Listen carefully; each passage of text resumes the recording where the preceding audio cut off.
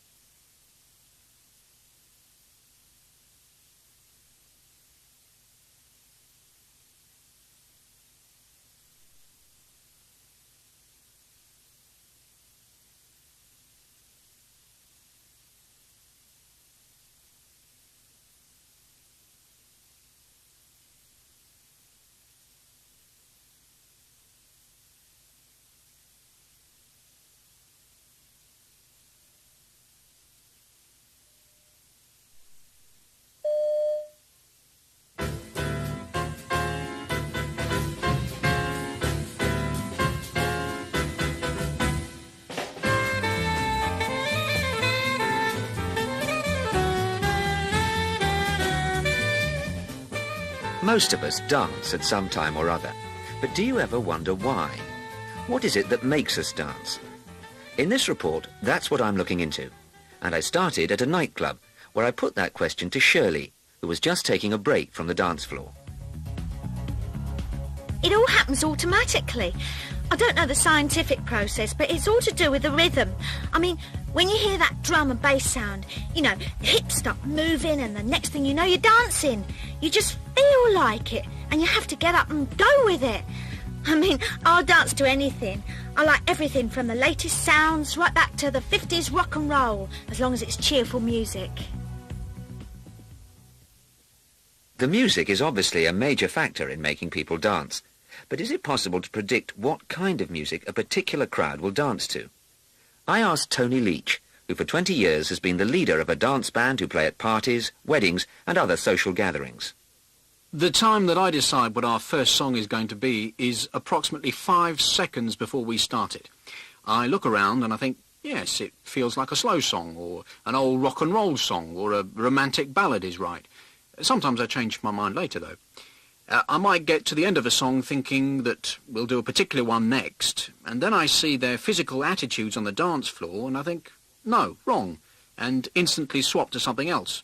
Sometimes the way people react to a certain song will tell you a lot about the sorts of things they're going to dance to for the rest of the night. So creating the right mood is essential. But according to Tony, what makes us dance can also depend on other things. Different social groups have different social rules. There are occasions where it's the done thing to dance, and so it almost doesn't matter what's played. Then at other times, perhaps at company dances, you get people who are embarrassed about dancing in front of bosses. So there's one great social divide, which is between people who think you go onto the dance floor in order to make polite conversation with your partner, and people who go onto the dance floor to fling their bodies around in time to music. Emma Phillips, a music journalist, thinks that dancing plays a very significant role in the lives of young people in particular. There's a massive club scene going on. These kids, they need to release energy, and they're doing it by dancing to their own kind of music. I mean, every generation needs its own soundtrack, one that just belongs to them. Emma believes, however, that what gets us on our feet depends not just on age, but is also rooted deep within our cultural background. I think dancing does break down the barriers, but it also reveals some of the barriers. By the very fact that some people only dance to a certain kind of music, that reveals something about them. Maybe their social background, you know, whereas other people might get up and dance to anything, which means they're a bit more open-minded about what's going on around them. So finally, I asked both Tony and Emma how they would sum up dancing. If you look around the world, dance has been a very fulfilling, uplifting and spiritual thing from the beginning of time. I think dancing should be seen as a physical reaction to music in a social situation. As long as people are happy, then things like embarrassment just don't apply. I think it's the most amazing phenomenon. You only have to play the right music in the right situation and people get on the dance floor. I think it's a basic human instinct. And you might like to know that Tony and his band, the Kings of Swing, will be featured on Radio 2 this evening at 8:30.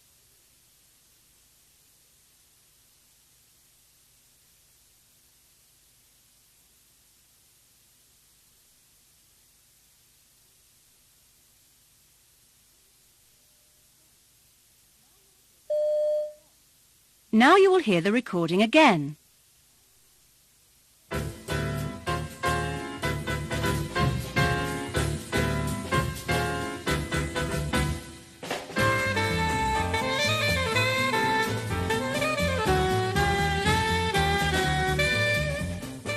Most of us dance at some time or other, but do you ever wonder why? What is it that makes us dance? In this report, that's what I'm looking into. And I started at a nightclub, where I put that question to Shirley, who was just taking a break from the dance floor. It all happens automatically. I don't know the scientific process, but it's all to do with the rhythm. I mean, when you hear that drum and bass sound, you know, hips start moving and the next thing you know, you're dancing. You just feel like it and you have to get up and go with it. I mean, I'll dance to anything. I like everything from the latest sounds right back to the 50s rock and roll, as long as it's cheerful music. The music is obviously a major factor in making people dance. But is it possible to predict what kind of music a particular crowd will dance to? I asked Tony Leach, who for 20 years has been the leader of a dance band who play at parties, weddings and other social gatherings. The time that I decide what our first song is going to be is approximately 5 seconds before we start it. I look around and I think, yes, it feels like a slow song, or an old rock and roll song, or a romantic ballad is right. Sometimes I change my mind later, though. I might get to the end of a song thinking that we'll do a particular one next, and then I see their physical attitudes on the dance floor and I think, no, wrong, and instantly swap to something else. Sometimes the way people react to a certain song will tell you a lot about the sorts of things they're going to dance to for the rest of the night. So creating the right mood is essential. But according to Tony, what makes us dance can also depend on other things. Different social groups have different social rules. There are occasions where it's the done thing to dance, and so it almost doesn't matter what's played. Then at other times, perhaps at company dances, you get people who are embarrassed about dancing in front of bosses. So there's one great social divide, which is between people who think you go onto the dance floor in order to make polite conversation with your partner, and people who go onto the dance floor to fling their bodies around in time to music. Emma Phillips, a music journalist, thinks that dancing plays a very significant role in the lives of young people in particular. There's a massive club scene going on. These kids, they need to release energy, and they're doing it by dancing to their own kind of music.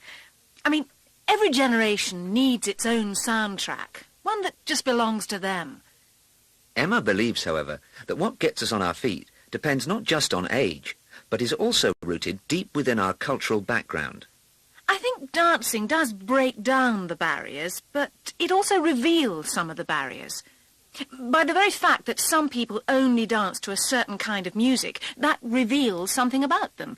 Maybe their social background, you know, whereas other people might get up and dance to anything, which means they're a bit more open-minded about what's going on around them. So finally, I asked both Tony and Emma how they would sum up dancing. If you look around the world, dance has been a very fulfilling, uplifting and spiritual thing from the beginning of time.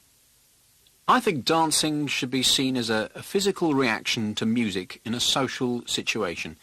As long as people are happy, then things like embarrassment just don't apply. I think it's the most amazing phenomenon. You only have to play the right music in the right situation and people get on the dance floor. I think it's a basic human instinct. And you might like to know that Tony and his band, the Kings of Swing, will be featured on Radio 2 this evening at 8:30.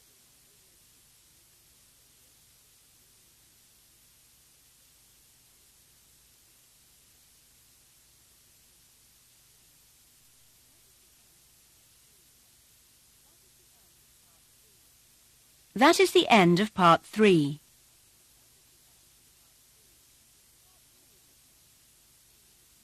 Part 4.